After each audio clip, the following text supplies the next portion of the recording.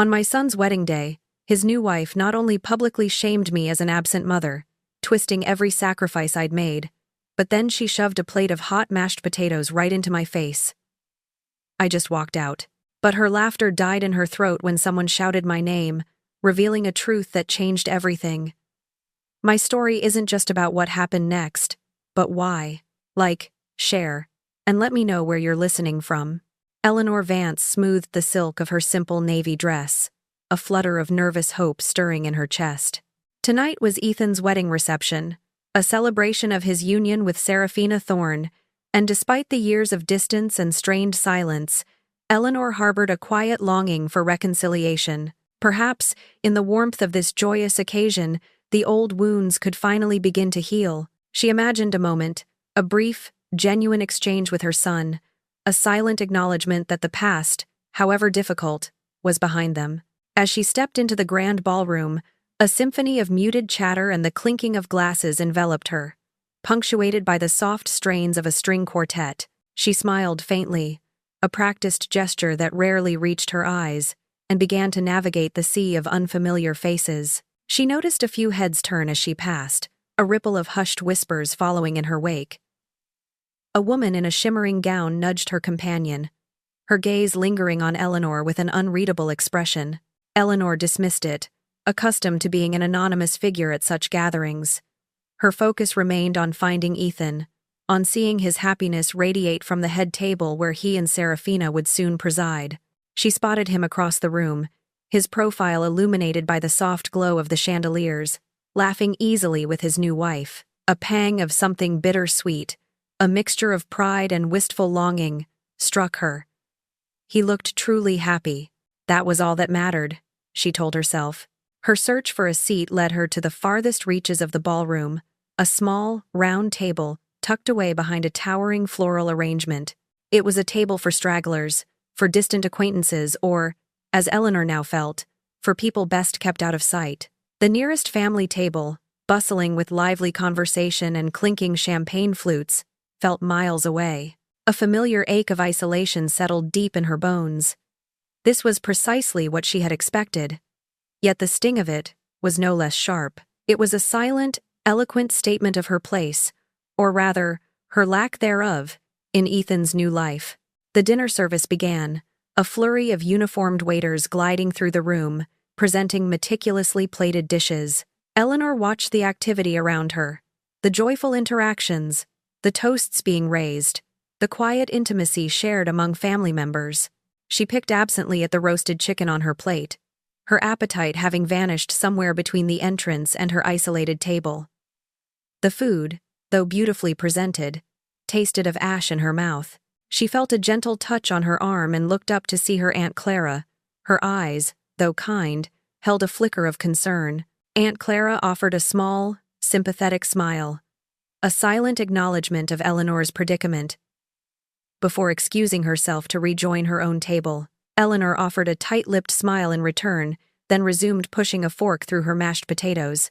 A shadow fell over her table, and a new scent, sharp and floral, filled the air. Eleanor looked up. Seraphina Thorne stood before her, not with the warm, newlywed glow she'd exhibited earlier, but with a gaze that had hardened, transforming her beautiful features into something predatory. A shiver, cold and unwelcome, traced its way down Eleanor's spine. Seraphina's smile was a thin, cruel line, her eyes glinting with an unmistakable malice. Eleanor, Seraphina's voice cut through the ambient hum, carrying farther than it should have. So glad you could make it, even if you did choose the cheapest dress in the city. Her tone dripped with contempt, drawing the attention of a few nearby guests. You know, Ethan has told me so much about his childhood. Such a lonely little boy. He was. Always wondering where his mother was. Why she never seemed to be there. Seraphina's voice rose, growing louder with each word, until the surrounding tables began to fall silent, their occupants turning to stare. He spoke of empty houses, of birthdays spent with nannies, of school plays where other children had two parents, and he had none. Isn't that right? Eleanor, an absent mother, always chasing something more important than her own child. Eleanor's cheeks burned, a tide of humiliation washing over her. The blood pounded in her ears, her hands clenching beneath the table. Every sacrifice she had made, every late night, every painful decision born of necessity, Serafina was twisting them, distorting them into a narrative of abandonment. She wanted to stand up, to shout the truth, to defend the countless hours she had toiled, the choices she had made for Ethan's future. But the words caught in her throat, strangled by the sheer audacity of the accusation. The room felt like it was closing in, every eye a burning judgment. "You know," Serafina continued, her voice now a triumphant screech, "I almost feel sorry for you. So pathetic, picking at your food alone, just like you left Ethan alone." With a sudden, shocking movement, Serafina snatched the plate of mashed potatoes from Eleanor's table. Before Eleanor could react, the heavy ceramic dish was thrust forward, its contents splattering across Eleanor's face and hair, running down her dress in a hot, starchy mess. "Taste the food, you old hag!" Serafina screamed, her face contorted in a mask of pure fury. "Taste what it feels like to be truly worthless." A collective gasp rippled through the ballroom, followed by a sudden, stunned silence. Then, chaos erupted. Chairs scraped back, whispers turned into indignant murmurs, and the string quartet faltered into discord. In the midst of the uproar, a man near the bar, his face flushed with surprise, practically shouted, "Wait a minute, that's Eleanor Vance, the Eleanor Vance. She's worth over $3 billion." The pronouncement, cutting through the din like a knife, caused an instantaneous profound silence to fall over the entire ballroom. Every single eye, from the gawking guests to the bewildered waiters, turned simultaneously towards Eleanor. She sat there, still, a grotesque statue covered in mashed potatoes, her dignity shattered on the pristine white tablecloth. The warm, comforting scent of butter and herbs now felt like a shroud of shame. Serafina Thorne, her face still contorted with rage, slowly registered the words. Her eyes, wide with disbelief, flickered from Eleanor, caked in food, to the man who had spoken, then back again. The color drained from her face, leaving it a ghastly white. Her hand, still gripping the empty plate, began to tremble uncontrollably, the ceramic clattering faintly against the marble floor. The realization of the colossal, irrevocable mistake she had just made dawned on her, stark and terrifying. Eleanor, her face impassive despite the scalding humiliation, slowly rose from her chair. She did not look at Serafina. She did not look at the staring crowd. With a quiet, determined grace, she simply turned and began to walk towards the ballroom exit, leaving a trail of potato flakes on the polished floor.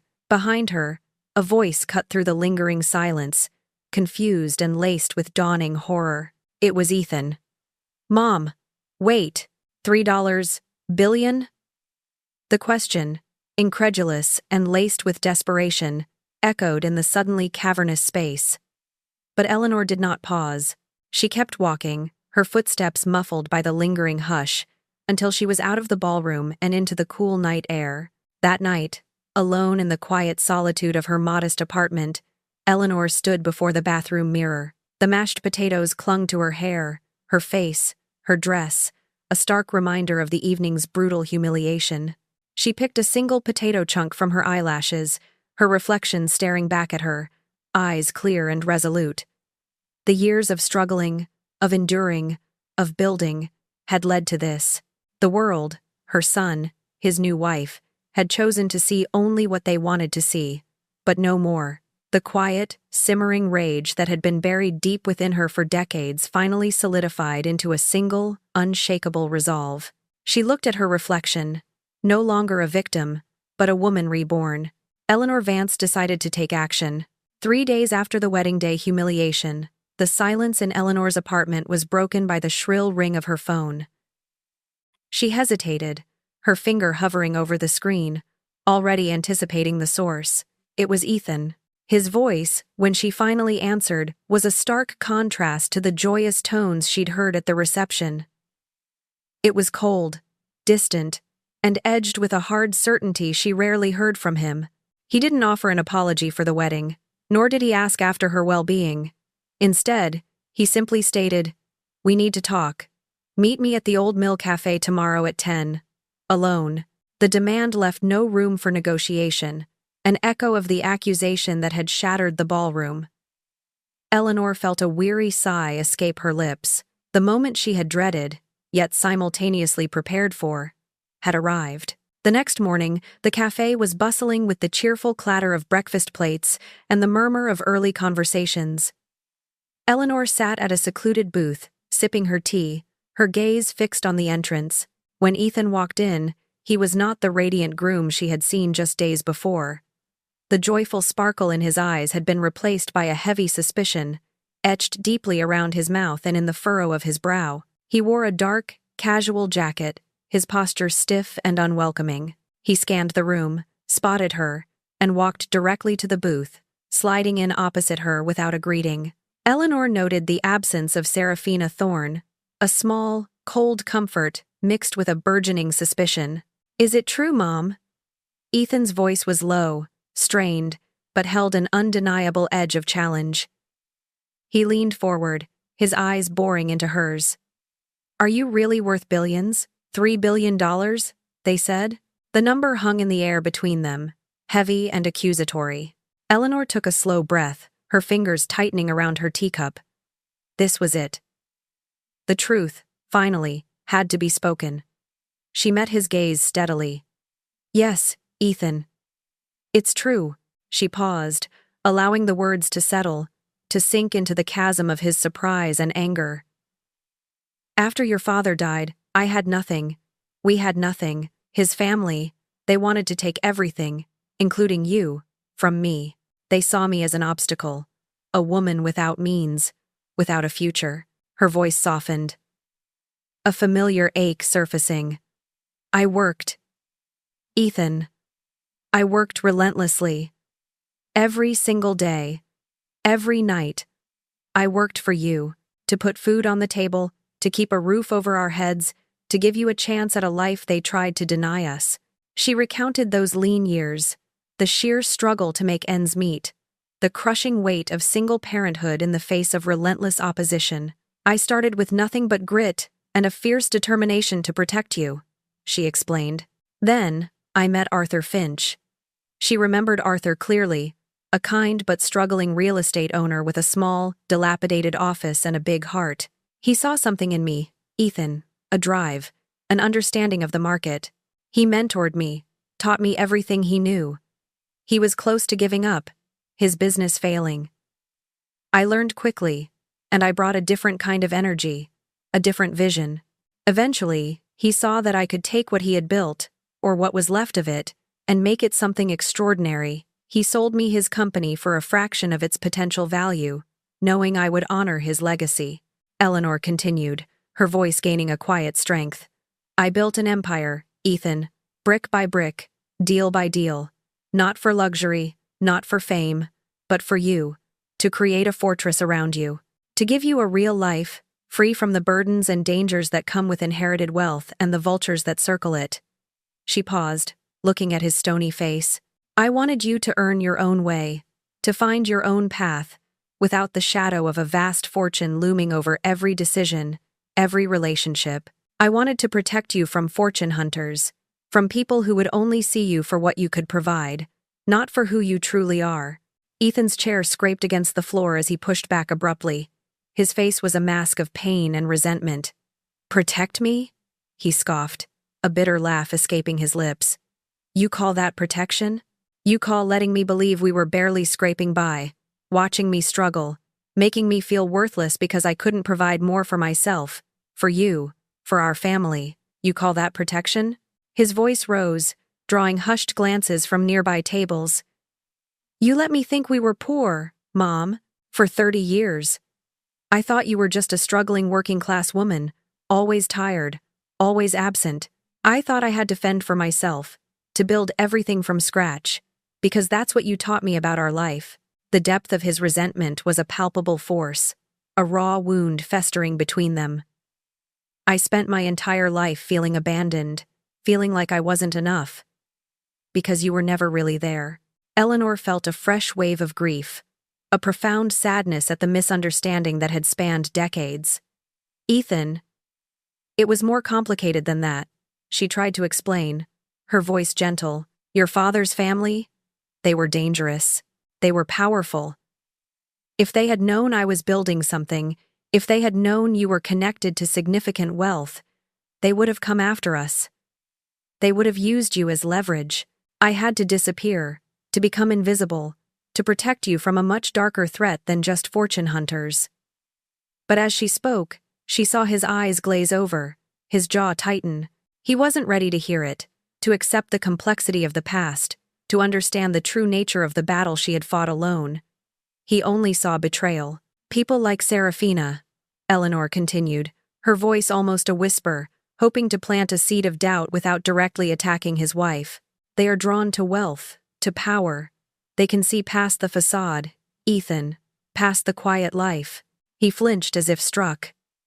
Don't you dare, Ethan hissed, his voice trembling with anger. Don't you dare bring Serafina into this. She loves me. She married me. She saw me for who I am, not for some secret fortune you conveniently kept hidden. He pushed himself fully out of the booth, his eyes blazing with fury. You lied to me for 30 years, Mom. 30 years! I need time to process this. I need time to figure out what any of this even means. Without another word, he turned and stormed out of the cafe, leaving Eleanor alone amidst the cheerful din, the remains of her tea growing cold. Eleanor watched him go, a heavy weariness settling over her. His anger, his pain, were understandable. But as the sting of his words began to subside, a new, sharper suspicion began to take root. Serafina's venom at the wedding, the specific and public nature of the accusation, the timing of the announcement of Eleanor's wealth, all coalesced into a chilling thought. Had Serafina known? Had she been playing a game, orchestrating a scene, perhaps even hoping for a particular outcome? The thought sent a cold shiver down Eleanor's spine. It was too precise, too cruel, for a random outburst. With a firm resolve, Eleanor pulled out her phone. She scrolled through her contacts until she found the name she needed. David, she said, her voice steady and calm when he answered. David Lee. I need a discreet, comprehensive background check, every detail. On Serafina Thorne.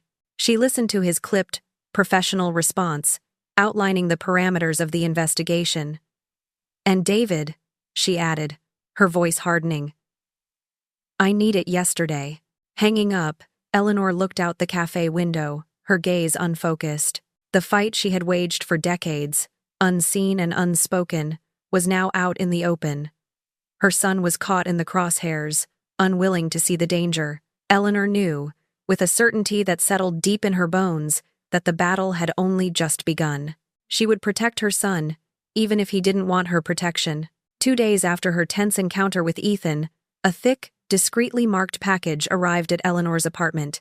It was from David Lee, her head of security. Inside, a comprehensive dossier on Serafina Thorne lay waiting. Eleanor settled into her armchair, the weight of the report ominous in her hands.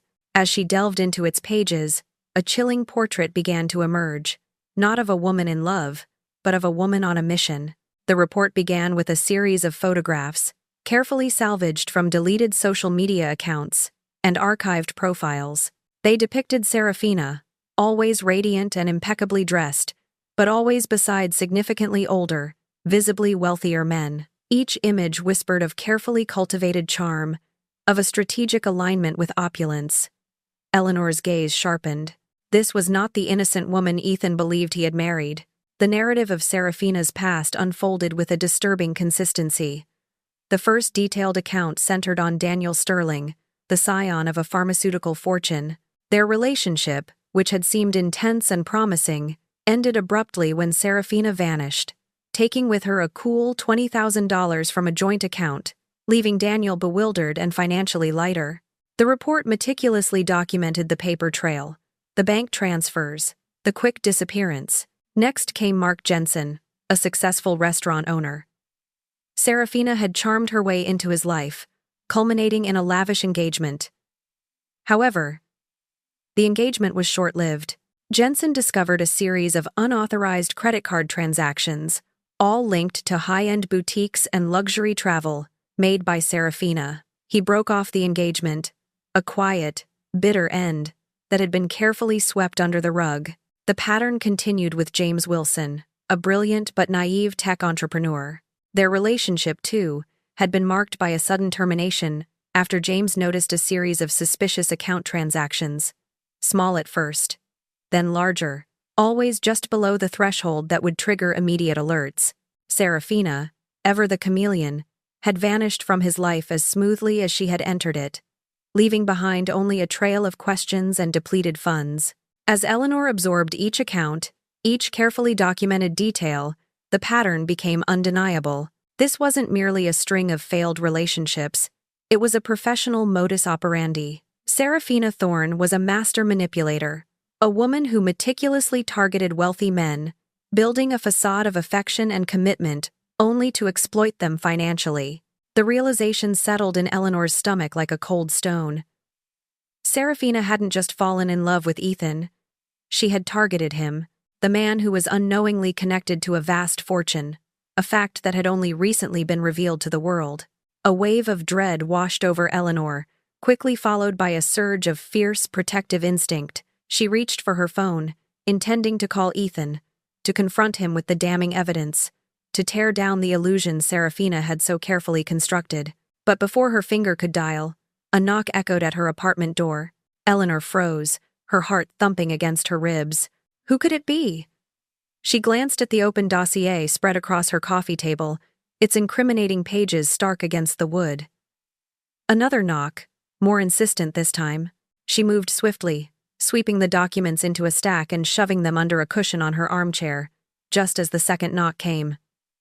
As she opened the door, a fleeting, desperate hope ignited in her chest. Standing there, looking sheepish and slightly uncomfortable, was Ethan, and beside him, radiant and composed, was Serafina. Serafina wore a soft pastel dress, her expression carefully crafted to convey remorse. For a brief, irrational moment, Eleanor thought perhaps Ethan had come to apologize, perhaps he had started to doubt, perhaps he had chosen to reconcile. But then she met Serafina's eyes, and the flicker of hope extinguished. "Mom," Ethan began, his voice still a little stiff, but softer than their last conversation. Serafina wanted to say something. Serafina stepped forward, her hands clasped delicately in front of her. "Eleanor," she began, her voice a melodious blend of sincerity and feigned vulnerability. "I wanted to offer my deepest, most heartfelt apology for my behavior at the wedding reception. It was completely unacceptable.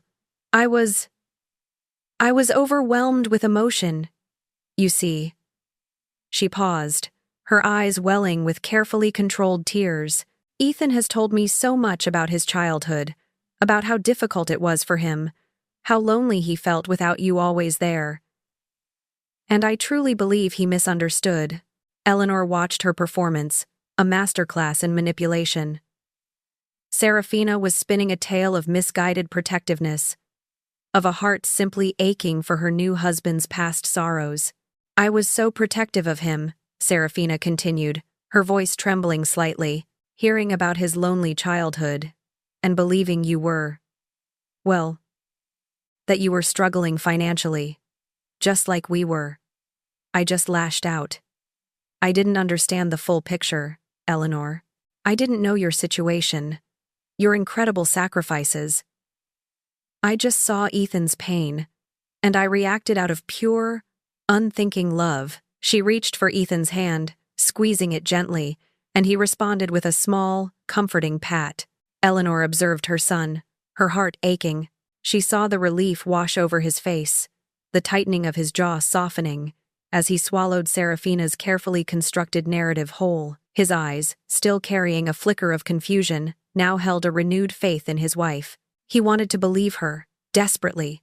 The idea that his new bride, the woman he loved, could be anything less than genuinely caring was clearly too painful for him to entertain. He looked at Eleanor with an expression that seemed to say, "See, Mom? She's not so bad.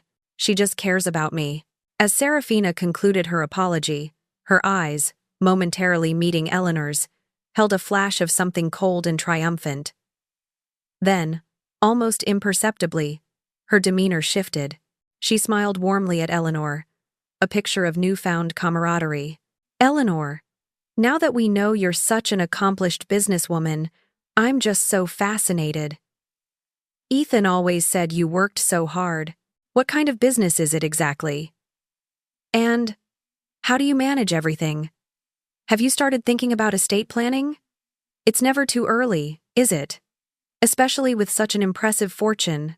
Her questions, seemingly innocent, were precise, calculated, each one a subtle probe for details about Eleanor's business, her assets, her legacy. The mask of remorse had slipped, revealing the true, avaricious intent beneath.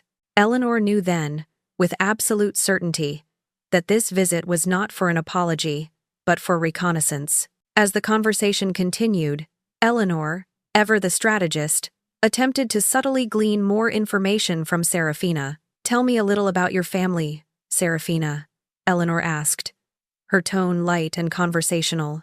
"I know Ethan mentioned you grew up in a small town. Do you have siblings?" Serafina smiled, a practiced, almost wistful expression. "Oh, Eleanor," she sighed. "It's just me. I'm truly an orphan. A small-town girl who had to make her own way in the big city. No family to speak of, really. My parents, they passed away when I was very young. It's why I cherish family so much, you see. Ethan's family means the world to me." Eleanor listened, her expression neutral, but inside, a cold fury began to simmer. David Lee's report lay hidden beneath her cushion, a stark refutation of Serafina's fabricated narrative. It explicitly stated that Serafina's parents were not only alive, but residing in a modest home in a small Midwestern town. She had 2 estranged siblings who had, years ago, cut ties with her after a series of petty financial betrayals. Serafina wasn't an orphan. She was a meticulously crafted lie. The blatant deceit confirmed Eleanor's suspicions. Serafina was a master of invention, weaving elaborate fictions to control perception. The conversation drifted, and Serafina, ever adept at circling back to her core objective, steered it towards the future. "Ethan and I are so excited about starting a family," she cooed, her hand resting delicately on Ethan's arm. "Imagine, Eleanor, little grandchildren running around, and they'll have such a successful grandmother to look up to. It's so important for children to have strong role models, don't you think? Especially with such a wonderful legacy to inherit." A chilling realization washed over Eleanor. Serafina wasn't just subtly probing about her finances. She was laying the groundwork for the ultimate leverage. Children, future grandchildren, bound by blood, would be the perfect, undeniable claim to Eleanor's fortune. They would be the innocent faces through whom Serafina could gain control, twisting the narrative further, painting herself as the protective mother, and Eleanor as the distant, perhaps even unstable, matriarch. The idea made Eleanor's blood run cold. Eleanor glanced at her watch, feigning a sudden urgency. "Oh, goodness," she exclaimed, pushing herself slightly forward in her seat. "I completely forgot I have a conference call for an estate planning meeting starting in 5 minutes. It's a rather critical one." She watched Serafina's eyes gleam at the mention of estate planning, a telltale sign of her acute interest.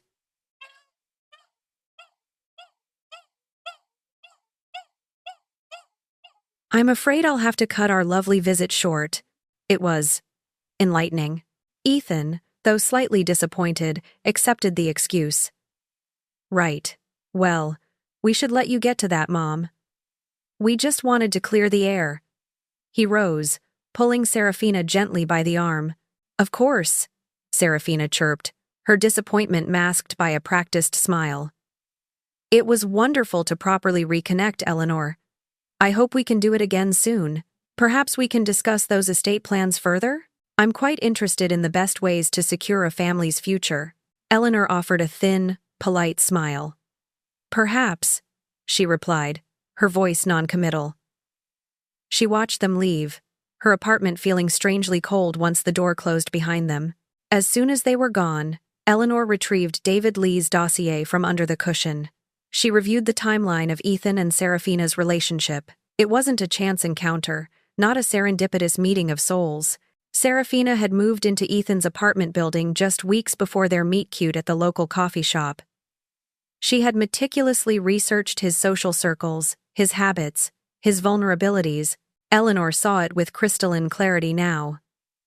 Ethan, the son of a secretly wealthy woman, had been a target, a stepping stone to a fortune Serafina suspected existed long before the wedding revelation. The fact that the billions were now public knowledge only accelerated Serafina's timeline. Eleanor reached for her phone, dialing David Lee once more. Her voice was firm, stripped of any lingering emotion. "David, I need 24-hour surveillance on Ethan and Serafina," she commanded. "Every move. Every meeting. Especially any legal consultations, particularly those involving estate planning or financial advisors. I want to know who they're speaking to, what they're discussing." She paused, a new thought solidifying. "And David, I also need you to contact Serafina's previous victims." She emphasized the word. "Daniel Sterling, Mark Jensen, James Wilson. Find out why no charges were ever filed. What leverage did she have? What was her end game then? And how did she manage to walk away clean every time?" Hanging up, Eleanor stood by her window, looking out at the city lights. The war for Ethan's future had truly begun. Serafina was not merely after money, she was after control, and she was willing to use anything, even the imagined children, to achieve it. Eleanor knew, with a certainty that settled deep in her bones, that she had to win this, even if it meant risking her already fragile relationship with Ethan. He might hate her, but at least he would be safe. The surveillance reports from David Lee began to arrive with alarming speed. Serafina was not wasting a moment. Within days, she had secured appointments with several prestigious estate planning firms, subtly implying that she and Ethan were eager to discuss Eleanor's future financial arrangements, always positioning herself as the devoted daughter-in-law looking out for her aging relative. Then came the truly chilling discovery. Serafina had also scheduled a meeting with Dr. Evelyn Hayes, a geriatric psychiatrist renowned for her expertise in competency evaluations, particularly for wealthy, elderly clients. The implication was stark, horrifying. Eleanor didn't need to read between the lines. Serafina's full plan clicked into place with terrifying clarity. She intended to have Eleanor declared mentally incompetent. If she could prove Eleanor was no longer capable of managing her own affairs, Serafina, through Ethan, would gain control of her billions. The absent mother narrative, the public shaming, the subtle probing about estate plans, the fabricated orphan story, and now the psychiatrist, it all formed a meticulously plotted campaign to seize Eleanor's empire. Eleanor felt a cold, hard resolve settle over her. Serafina was good, undeniably clever, but Eleanor Vance had built a multi-billion-dollar empire from nothing, outmaneuvering cutthroat adversaries, navigating treacherous markets, and protecting her son from a dangerous family for 3 decades. She had faced down far greater threats than a cunning gold digger. Serafina Thorne had just made a grave mistake. She had underestimated Eleanor Vance, and Eleanor was more than ready for the fight. Ready to see how a mother fights for her son? Stick around, because this story is just getting started. Don't forget to like, share, and subscribe to follow every twist and turn. A few days later, a familiar knock echoed at Eleanor's door. She had been expecting it. When she opened it, Ethan stood there alone, his shoulders slumped, his face etched with a weariness that belied his youth. His eyes, usually vibrant, were shadowed with worry. The sight confirmed Eleanor's deepest suspicions. Serafina's plan was in motion, and Ethan, unwittingly, was being used as her pawn. "Mom," he began, his voice hesitant. "Can I come in? We need to talk about something important." Eleanor stepped aside, her expression unreadable. As he settled onto the edge of her sofa, he fidgeted, his gaze darting around the modest living room. "Look, Mom," he started, clearing his throat. "Serafina and we're really worried about you." Eleanor raised an eyebrow, a silent invitation for him to continue. "It's your health," he said, finally meeting her gaze. Specifically, your memory. Serafina mentioned you seemed a little disoriented at the wedding, and then that you cut our last visit short with a sudden, important call that she says you didn't mention needing to make before we arrived. He paused, as if expecting her to react with confusion. She's worried you might be having some memory issues. Eleanor's lips curved into a faint, knowing smile. Memory issues, you say? Her voice was calm, almost amused. That's quite an interesting observation. And where exactly do these concerns originate, Ethan? Are they yours, or are they Serafina's? Ethan shifted uncomfortably. Well, both of us, he insisted, though his eyes betrayed his discomfort. But Serafina, she's really concerned. She thinks you should see a doctor, get yourself checked out. Just for peace of mind, you know? He leaned forward, his voice dropping to a softer, more persuasive tone. She even found a wonderful specialist, Dr. Evelyn Hayes. She's a geriatric psychiatrist, very highly regarded. She comes highly recommended for these kinds of evaluations. Eleanor felt a cold jolt. Dr. Evelyn Hayes. The same Dr. Hayes Serafina had met with just days ago. The precision of the attack was chilling. Dr. Evelyn Hayes, Eleanor repeated slowly, as if mulling over the name. Yes, I've heard of her. Very prominent. She feigned consideration, a slight frown touching her brow. It's a thoughtful suggestion, Ethan. Perhaps I should, but I do believe in choosing my own medical professionals. It's important to have someone you trust implicitly. Wouldn't you agree? Ethan's shoulders sagged slightly, the hint of relief on his face giving way to renewed tension. He tried another tack. Mom, it's not just about memory, he pressed, his voice strained. It's your lifestyle. You're worth billions of dollars. And you live in this apartment. You drive that old car. It's not normal. Serafina says it raises questions about your judgment, your ability to manage such a vast fortune. He gestured around her modest living room, his frustration clear. It doesn't make sense. Mom, you let me grow up thinking we were poor, and now you're living like you are. What are you doing? Eleanor met his gaze, her eyes unwavering. I suppose you're right, Ethan, she conceded, a hint of vulnerability in her tone. Perhaps it would be wise to see a doctor. But before I do, tell me, my son, if I were to be declared unwell, unable to manage my own affairs, who do you think would stand to benefit the most from such a declaration? She let the question hang in the air, a silent probe. Ethan's brow furrowed, his expression shifting from concern to confusion, then slowly, to dawning comprehension. His gaze hardened. You're talking about my wife, he said, his voice low and tight with accusation. Eleanor remained silent, simply holding his gaze, letting the unspoken implications settle between them. That's a terrible thing to suggest, Mom, he continued, his voice rising, laced with anger and disbelief. Serafina loves me. She has always been there for me. She cares about you, Ethan, Eleanor said, her voice gentle but firm. Life has taught me to observe patterns, to recognize financial exploitation when I see it.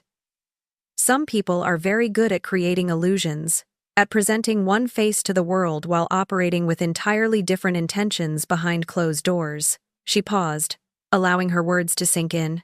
People who have a history of seeking out wealthy individuals, of disappearing with funds, of manipulating situations for their own financial gain, these patterns tend to repeat themselves, unless something drastic changes. Ethan sprang to his feet, pacing the small living room. That's ridiculous. Serafina loves me. She married me when she thought we were just a normal couple, before anyone even knew about your money. She wouldn't do anything like that. His defense of Serafina was vehement, desperate, almost frantic. Did she? Eleanor questioned, her voice quiet but piercing. Did she truly marry you before she knew? Or did she simply accelerate her timeline once the truth became public? And tell me, Ethan, what exactly does Serafina do for a living? How does she afford the designer handbags, The expensive clothes, the luxurious lifestyle she seems to lead, without any visible income.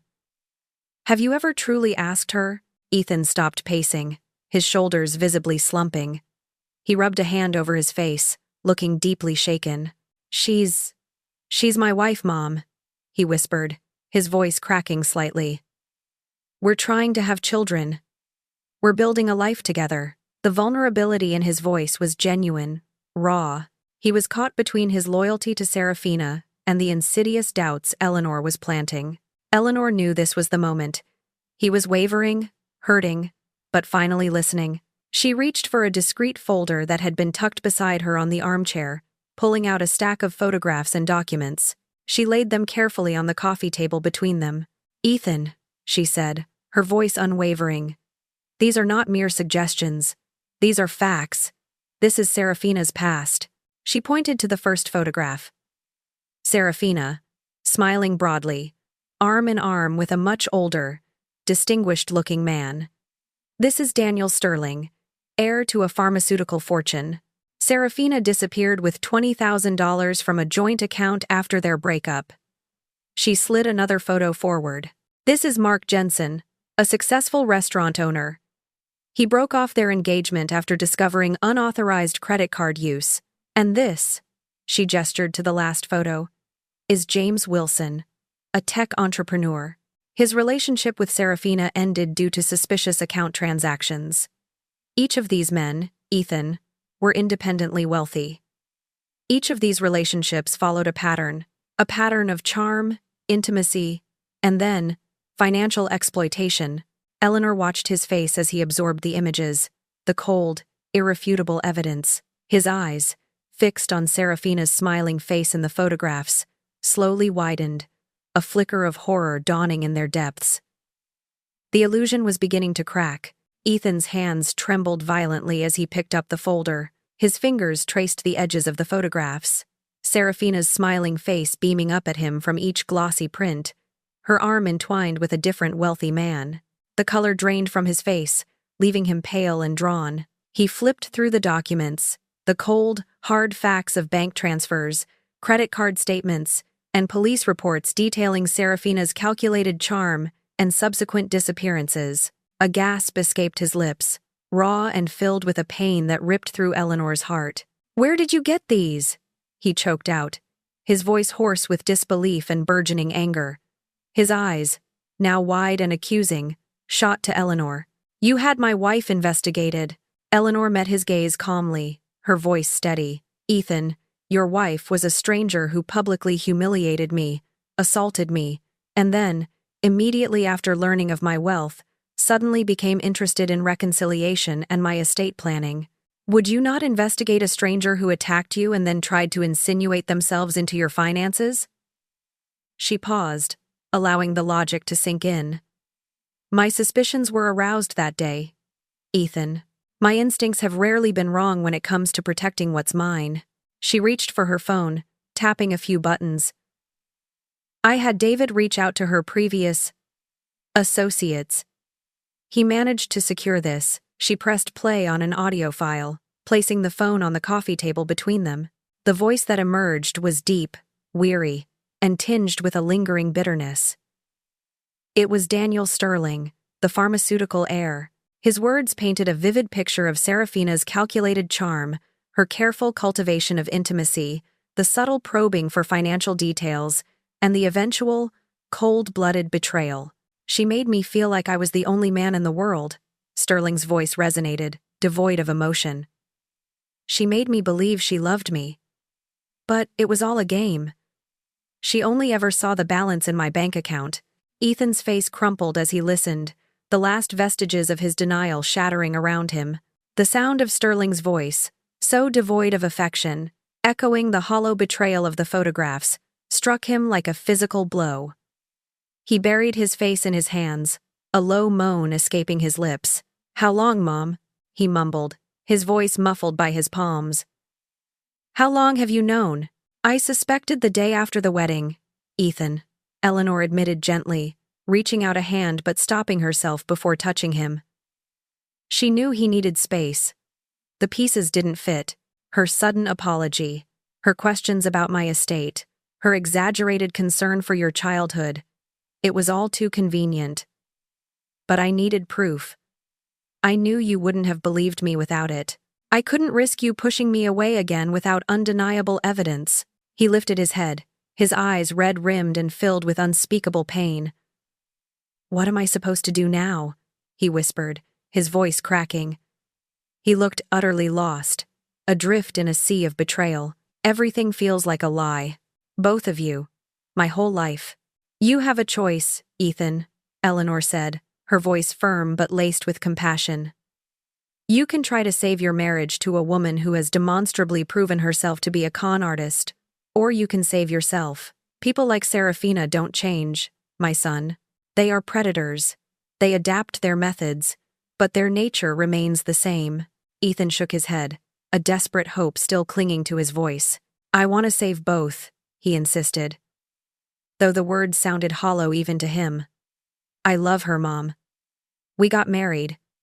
We were talking about children. That is precisely her leverage, Ethan, Eleanor stated, her voice sharp. The children are merely another tool in her arsenal. And you cannot save both. It's an impossible choice. She will either consume you, or you will break free. He stood abruptly, his chair scraping against the floor. His hands ran through his hair, his mind clearly reeling. I can't think right now, he stammered, his gaze unfocused. I need time. I need to process this. He started towards the door, his movements jerky and uncoordinated. Ethan, wait, Eleanor said, her voice rising with urgency. You don't have time. Serafina is moving quickly.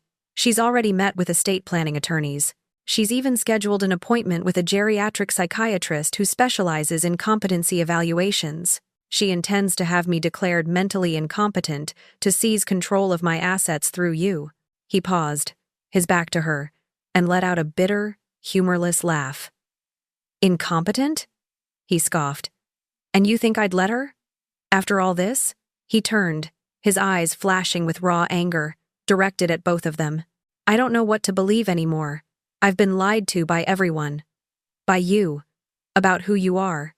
By her, about who she is. What is real, Mom? What is any of this? I am real, Ethan, Eleanor said, her voice unwavering. And I am here.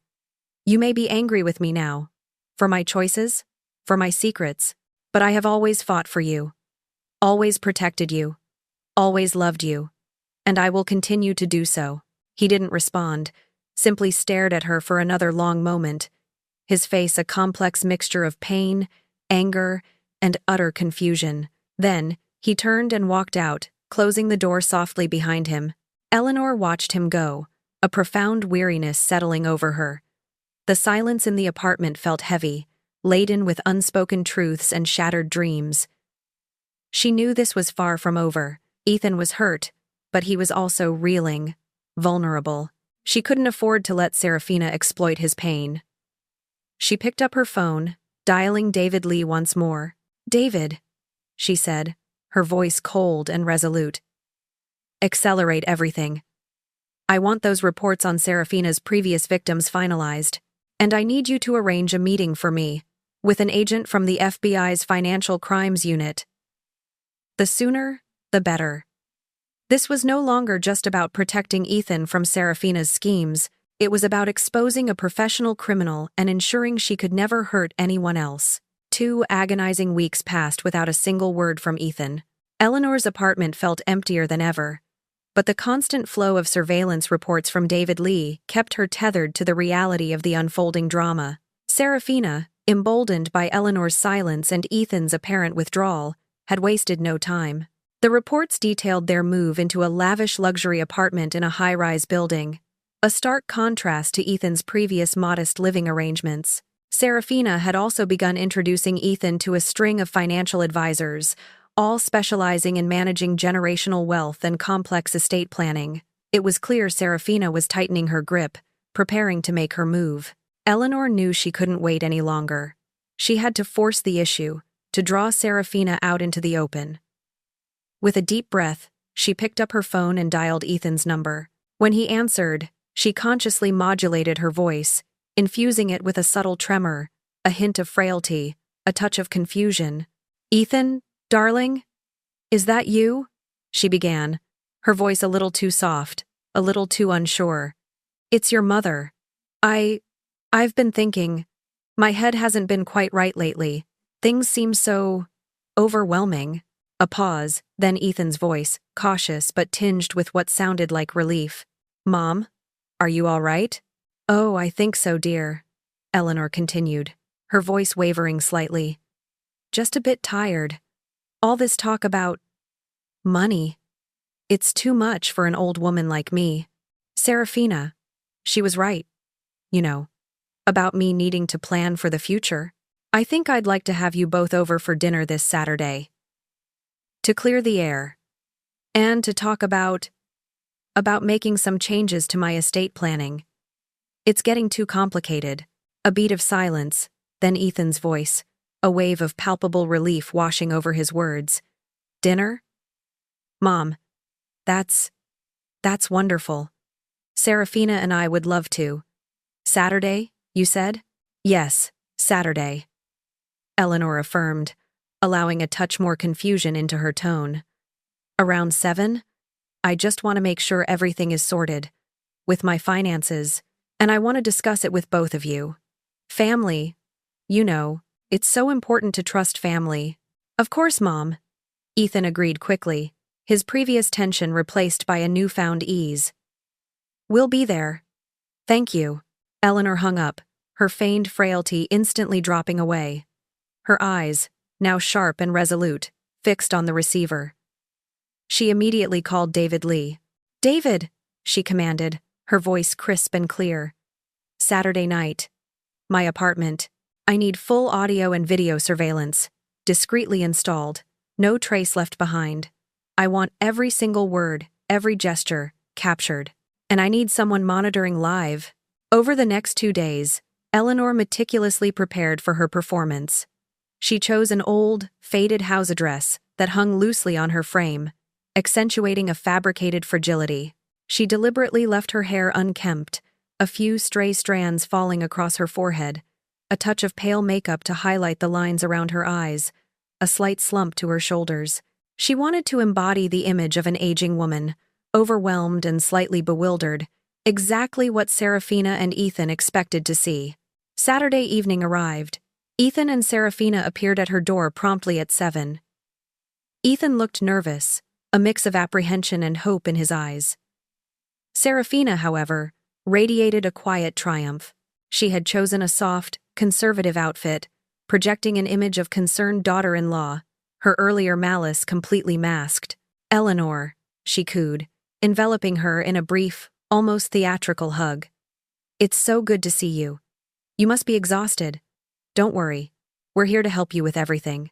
Her gaze, however, was sharp, assessing Eleanor's disheveled appearance with a silent, calculating approval.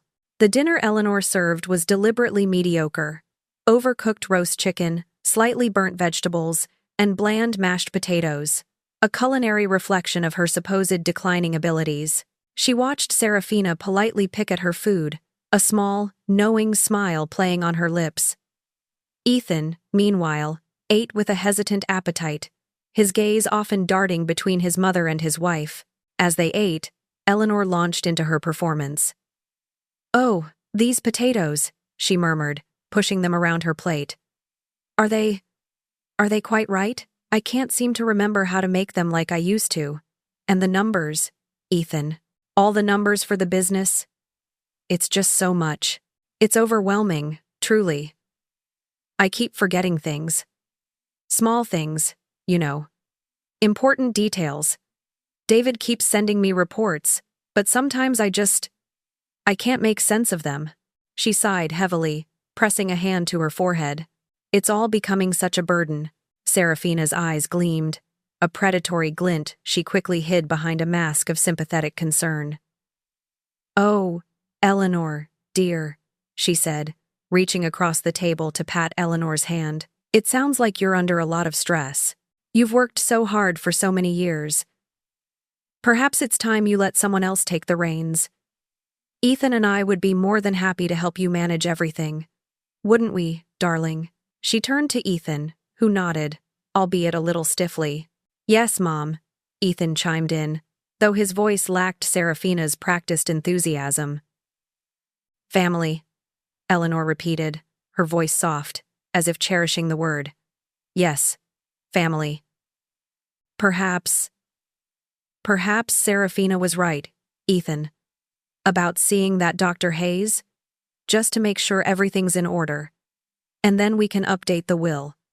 I want to make sure my assets are protected. For the family. I trust you both. She looked from Ethan to Serafina, a look of profound trust plastered on her face. Serafina practically vibrated with barely contained excitement. Oh, Eleanor, that's such a sensible decision. Dr. Hayes is wonderful. We can schedule an appointment for you first thing next week. And updating your will is absolutely crucial, especially with your impressive estate. What kind of changes were you considering, Eleanor? We're so eager to help. Her eagerness was palpable, a thinly veiled avarice that confirmed every one of Eleanor's suspicions. The trap was sprung. Eleanor leaned forward, her shoulders still slightly slumped, her voice laced with a carefully constructed sorrow. Ethan, my dear, she began, a theatrical sigh escaping her lips.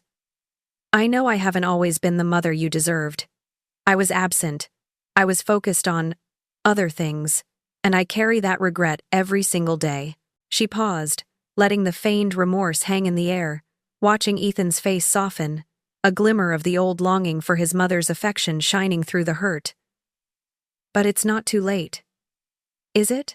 To try and make it right, to make amends at the end of my life. Serafina, meanwhile, sat still, her eyes fixed on Eleanor, her predatory instincts fully engaged.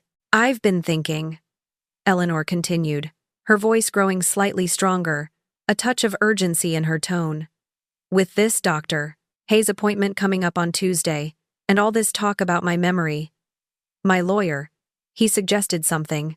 He said it's quite common for people my age, when they want to simplify things, to transfer assets, just to avoid complications down the line, in case something were to be found amiss. She dabbed at her eyes with a napkin, a gesture of carefully orchestrated vulnerability. Ethan looked puzzled, but Serafina's eyes widened, a flicker of pure avarice in their depths. So, Eleanor announced, taking a slow, deliberate breath. I've decided. I want to transfer a significant portion of my assets to you, Ethan. Now, while I'm still lucid, to ensure your future is secure and that you never have to worry about anything ever again. She then named a staggering figure, proposing to immediately transfer 60% of her liquid assets, not just into Ethan's name, but into a trust with Ethan as the primary beneficiary and Serafina as his wife, as the co-trustee. The amount, hundreds of millions of dollars, hung in the air like an electric charge. Ethan was visibly stunned, his mouth slightly agape. He hadn't anticipated anything so drastic, so immediate. He blinked, trying to comprehend the sheer scale of the wealth Eleanor was so casually offering. Serafina, however, was no longer merely watching. She was glowing. A triumphant smile spread across her face, barely contained. "Oh, Eleanor," she exclaimed, her voice dripping with sycophantic praise. "That is the most wonderfully wise and generous gesture. It truly shows your love for Ethan, and your foresight. What a truly magnificent gift." She reached over and squeezed Eleanor's hand, her grip surprisingly firm, her eyes bright with unadulterated greed. Eleanor, still maintaining her facade of gentle frailty, leaned in conspiratorially. "Yes, well," she murmured. "My lawyer also insisted that if I'm going to do this, we must do it quickly. Everything signed, sealed, and delivered before my competency evaluation with Dr. Hayes on Tuesday. Just in case. You know," she lowered her voice further, as if sharing a secret. "In case she finds something wrong with me. I wouldn't want any doubts about my decision-making affecting such an important transfer, would I?" Serafina's triumphant glow faltered for a fraction of a second, a flicker of suspicion crossing her features. The timing was almost too perfect, but the sheer magnitude of the offer quickly overwhelmed her momentary caution. The lure of hundreds of millions of dollars was too strong to resist. She quickly recovered, her smile widening again. Of course, Eleanor. Absolutely. We'll make sure everything is arranged immediately. It's for your protection, and for Ethan's future. There's just one more small detail, Eleanor added, her voice a little too casual, a little too innocent. My lawyer. He's very particular. For something this significant, he insists on recording our conversation about the transfer, just for legal protection, you understand. So there's a clear record of my intentions, that I'm making this decision of my own free will, completely lucid and aware.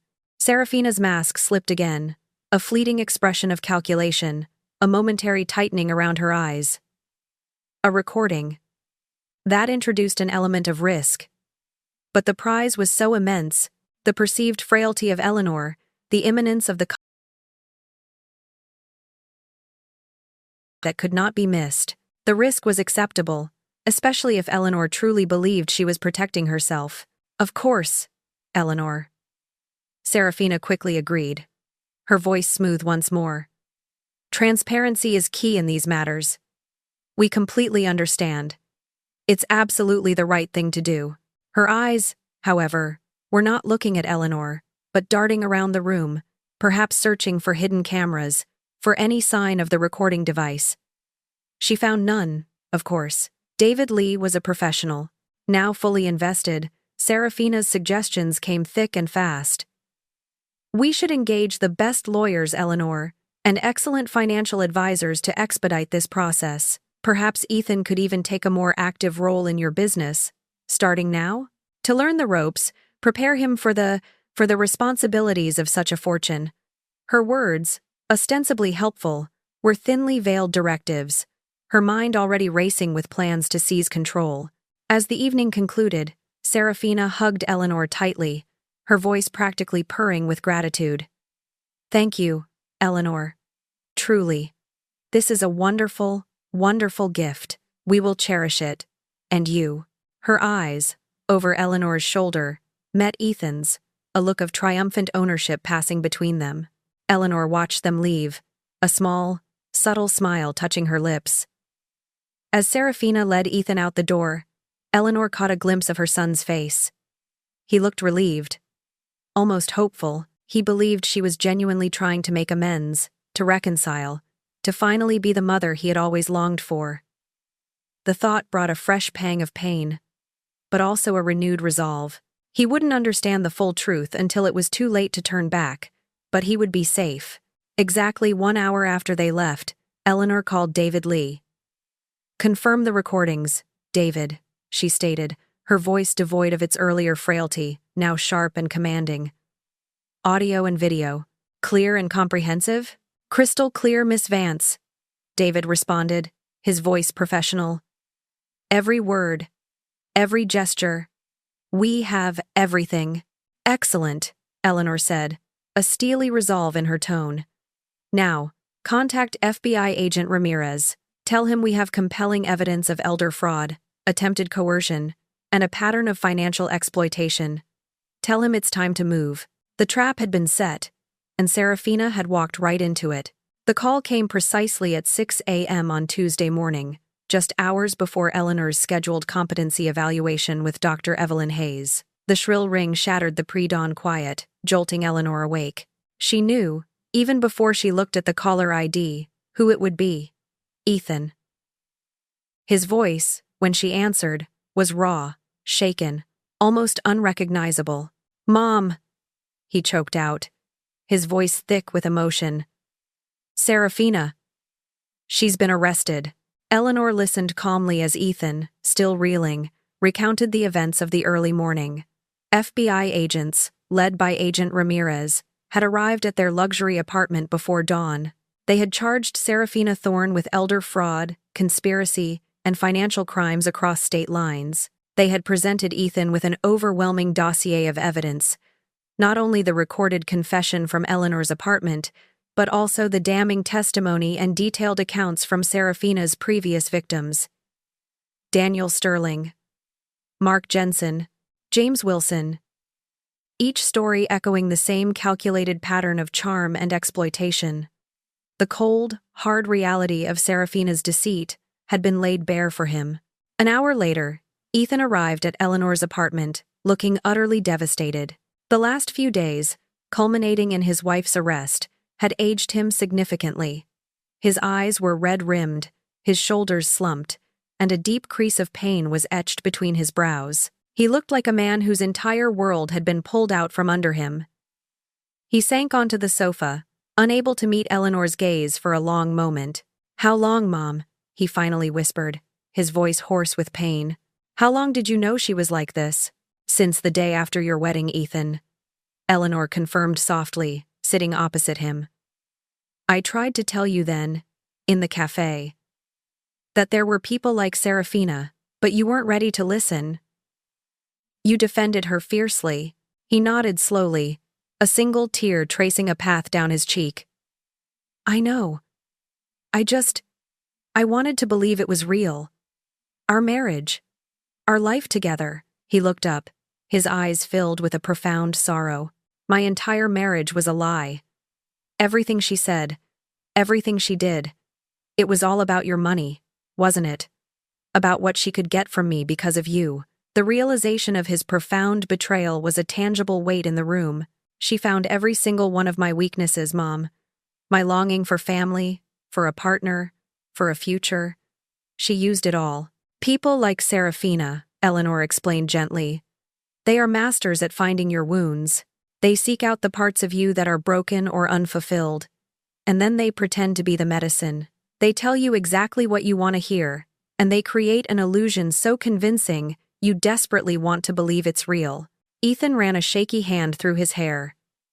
She told me she was pregnant, Mom. Just last week.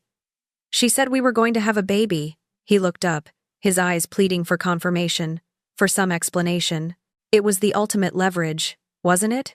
Eleanor's heart ached for him. "The FBI will verify that, Ethan," she said, her voice firm. "They will leave no stone unturned." Now, Eleanor knew, was the moment for the full truth. "Ethan," she began, her voice gaining a quiet strength. "There's more you need to understand, about your father, and why I kept my wealth a secret for so long." She began to unravel the tangled history of their family. His father's immense, hidden debts that would have ruined them. The powerful, ruthless side of his father's family, who would have seized him and his future had they known about any substantial assets. The secret trust fund she had painstakingly built for him, hidden away from prying eyes. She spoke of watching him from her office window at the top of her building, seeing him walk to school, knowing he was safe, protected, even as he believed she was absent. She recounted the sacrifices, the lonely nights, the relentless work, all driven by an unyielding desire to protect him from a world that had threatened to consume them both.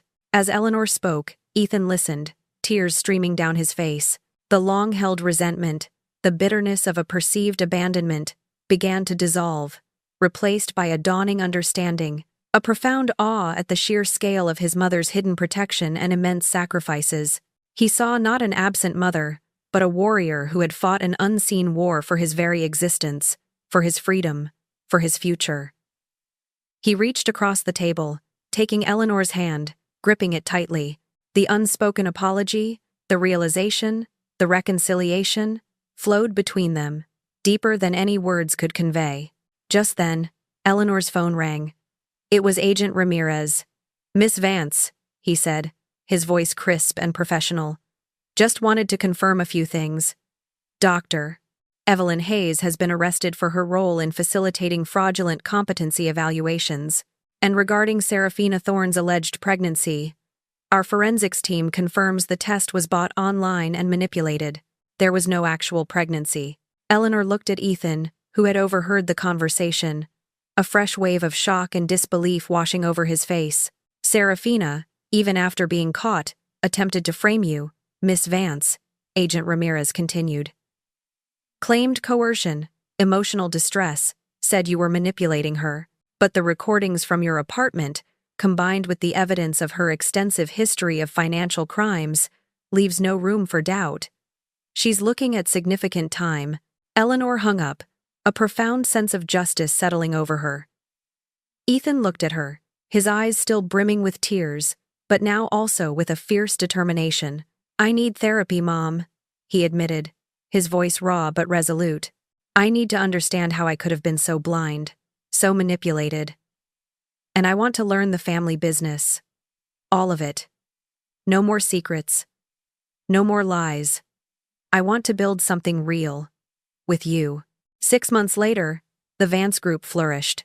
Ethan, having thrown himself into therapy and then into the intricate workings of the business, was a changed man. He worked alongside Eleanor, their offices now side by side, their collaboration seamless, their bond stronger and more connected than it had ever been. He had matured, his understanding of the world broadened by his painful experiences, his respect for his mother boundless. Eleanor often reflected on the journey, on the choices she had made, the secrets she had kept, the pain she had caused, all in the name of protection. She understood now that sometimes, to be the hero in your child's story, you first had to be willing to play the villain. And in the end, her son saw the truth. He saw not an absent mother, but a fiercely loving one, who had moved mountains, silently, relentlessly, to secure his future.